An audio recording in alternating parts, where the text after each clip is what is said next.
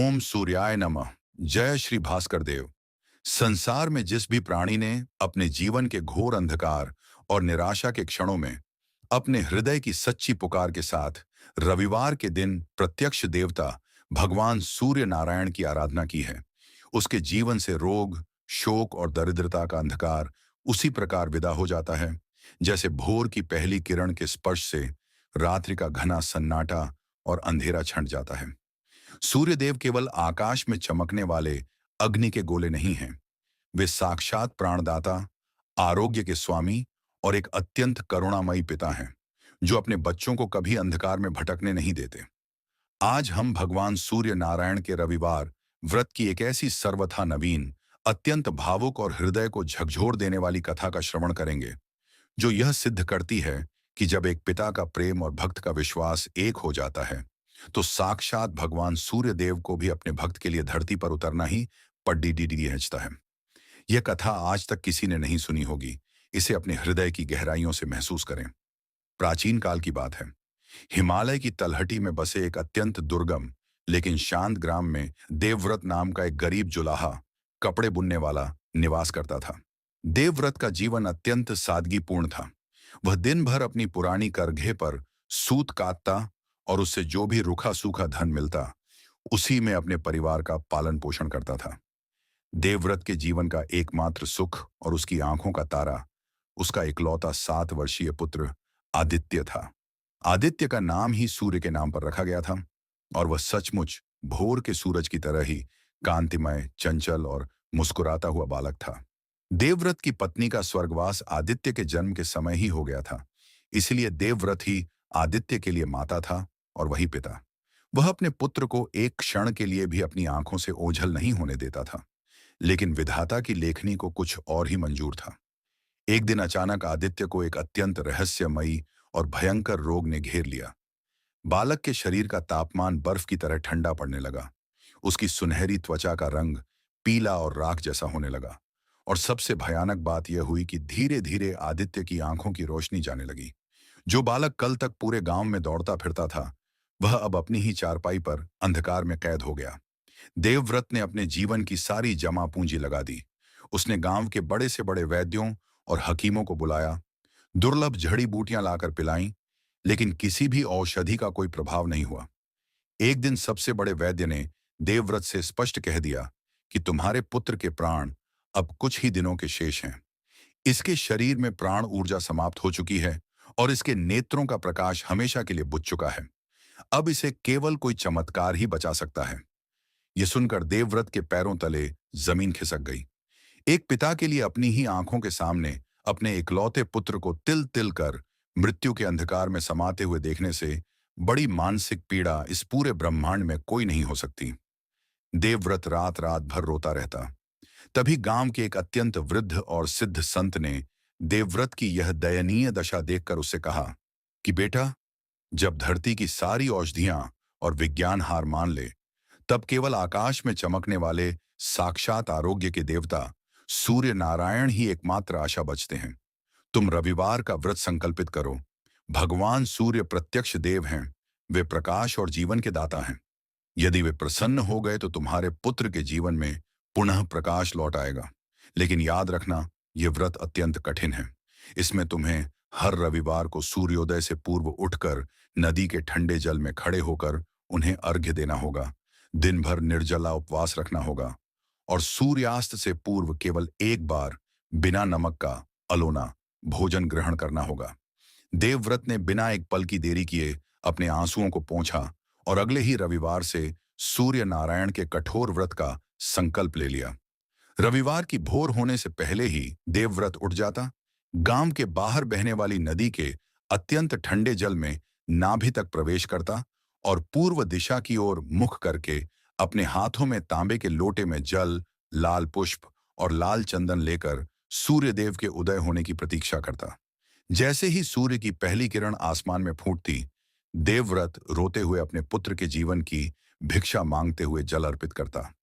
उसका नियम इतना पक्का था कि वह दिन भर भूखा प्यासा रहकर सूत कातता और शाम को सूर्यास्त होने से ठीक पहले केवल थोड़ा सा बिना नमक का दलिया ग्रहण करता। महीने बीतने लगे। लेकिन आदित्य की स्थिति में कोई सुधार नहीं हो रहा था। बालक अब बिल्कुल मृत्युशैया पर था। गांव के लोग देवव्रत का मजाक उड़ाने लगे। वे कहते कि अरे मूर्ख, सूर्य देव तो राजाओं के स्वर्ण कलशों से अर्घ्य स्वीकार करते हैं। तेरे इस मिट्टी के लोटे और आंसुओं से उनका क्या लेना देना। तेरा पुत्र अब नहीं बचेगा। यह व्यर्थ का पाखंड छोड़ दे। लेकिन देवव्रत के कानों पर इन तानों का कोई असर नहीं होता। उसके भीतर एक पिता का असीम प्रेम और एक भक्त का अडिग विश्वास था, जिसे दुनिया की कोई शक्ति तोड़ नहीं सकती थी। फिर वह रविवार आया, जो देवव्रत की परीक्षा का अंतिम और सबसे भयानक दिन था। माघ का महीना था और पूरे हिमालय क्षेत्र में भयंकर बर्फबारी हो रही थी। शीतलहर इतनी भयानक थी कि पेड़ों के पत्ते तक बर्फ से जम गए थे और नदी का जल भी जमने लगा था। उस भोर में हाड़ कंपा देने वाली ठंड थी। आदित्य की सांसें लगभग रुकने लगी थीं। देवव्रत ने अपने पुत्र का माथा चूमा और अपने तांबे का लोटा लेकर उस भयंकर बर्फीले तूफान में नदी की ओर निकल पड़ा। गांव का कोई भी व्यक्ति अपने घरों की रजाई से बाहर निकलने की हिम्मत नहीं कर पा रहा था। देवव्रत जब नदी के किनारे पहुंचा तो उसने देखा कि पानी पर बर्फ की परत जम चुकी है। उसने एक पत्थर उठाया, उस बर्फ को तोड़ा और उस खौलते हुए ठंडे पानी में उतर गया। ठंड के कारण कुछ ही पलों में देवव्रत का शरीर सुन्न पड़ गया। उसकी नसों में बहने वाला रक्त जमने लगा, लेकिन उसने अपने हाथ में जल का लोटा कसकर पकड़ा हुआ था। पूर्व दिशा में अभी अंधेरा था और सूर्य के उदय होने में समय था। बर्फीली हवाएं देवव्रत के शरीर को तीरों की तरह बेध रही थीं। देवव्रत का शरीर नीला पड़ने लगा। उसकी चेतना लुप्त होने लगी। उसे लगा कि शायद आज वह अपने पुत्र के प्राण बचाने से पहले ही अपने प्राण त्याग देगा। लेकिन जैसे जैसे उसके प्राण कंठ की ओर आ रहे थे, उसने अपनी पूरी अंतिम शक्ति बटोरी, अपनी आंखें आसमान की ओर कीं और एक ऐसी हृदय विदारक पुकार लगाई जिसने पूरे ब्रह्मांड को झकझोर कर रख दिया। उसने रोते हुए कहा कि हे भास्कर, हे दीनानाथ, आज यह पिता अपने पुत्र के लिए अपने प्राणों की आहुति दे रहा है। मेरे पास आपको अर्पण करने के लिए इस ठंडे जल के सिवा कुछ नहीं है। मेरे पुत्र को अंधकार से निकाल लीजिए प्रभु, चाहे इसके बदले मेरी आंखों की रोशनी ले लीजिए, मेरे प्राण ले लीजिए। और उसी क्षण जैसे ही देवव्रत के हाथ से वह लोटा छूटने लगा और वह बर्फ के पानी में गिरने लगा, तब एक ऐसा अलौकिक चमत्कार हुआ जिसने सृष्टि के सारे नियम बदल दिए।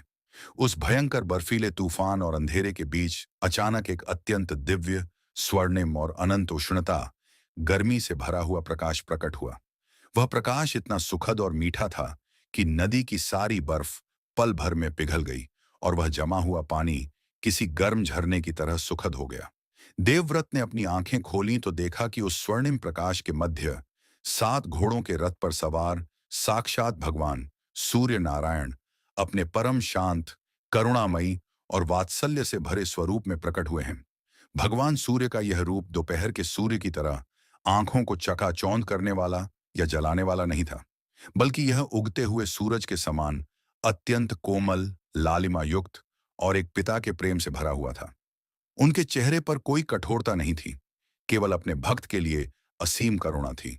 सूर्यदेव ने रथ से नीचे उतरकर अपने दिव्य और अत्यंत उष्ण गर्म हाथों से देवव्रत को उस जल से बाहर निकाला। भगवान सूर्य ने अत्यंत मधुर और गंभीर स्वर में कहा कि उठो देवव्रत, तुम्हारे इस निस्वार्थ प्रेम, तुम्हारी इस कठोर तपस्या और तुम्हारे इस अल्लोना व्रत ने मेरे हृदय को द्रवित कर दिया है। लोगों ने कहा कि मैं केवल स्वर्ण कलश स्वीकार करता हूं, लेकिन सत्य तो यह है कि मैं केवल अपने भक्त के आंसुओं का अर्घ्य स्वीकार करता हूं। तूने अपने पुत्र के लिए स्वयं मृत्यु को गले लगाने का प्रयास किया है। जा मेरे पुत्र, तेरा आदित्य केवल स्वस्थ ही नहीं होगा, बल्कि वह जीवन भर मेरे ही समान तेजस्वी और आरोग्यवान रहेगा। उसके नेत्रों में मैं स्वयं अपना प्रकाश स्थापित कर रहा हूं। इतना कहकर भगवान सूर्य नारायण ने अपने हाथ से एक दिव्य स्वर्णिम किरण निकाली, जो सीधे गांव में आदित्य की कुटिया की ओर गई और पलक झपकते ही सूर्यदेव अंतर्ध्यान हो गए। जब देवव्रत भागता हुआ अपनी कुटिया में पहुंचा, तो उसने जो दृश्य देखा, उससे वह वहीं जमीन पर बैठकर फूट फूट कर रोने लगा।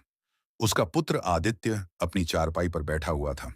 उसकी त्वचा एकदम कंचन जैसी दमक रही थी और उसकी आंखें पूरी तरह से ठीक हो चुकी थीं। उसने देवव्रत को देखते ही दौड़कर उसे गले से लगा लिया और बोला, पिताजी, मुझे सब दिखाई दे रहा है। एक बहुत गर्म और सुनहरी रोशनी ने मुझे ठीक कर दिया। ये चमत्कार देखकर पूरे गांव के लोग देवव्रत के चरणों में गिर पड़े और रविवार व्रत की शक्ति को मान गए। देवव्रत और आदित्य ने जीवन भर भगवान सूर्य की उपासना की और उनका जीवन सुख समृद्धि से भर गया। यह अत्यंत भावुक और अद्वितीय कथा हमें यह शिक्षा देती है कि रविवार का व्रत केवल नमक छोड़ने का नाम नहीं है।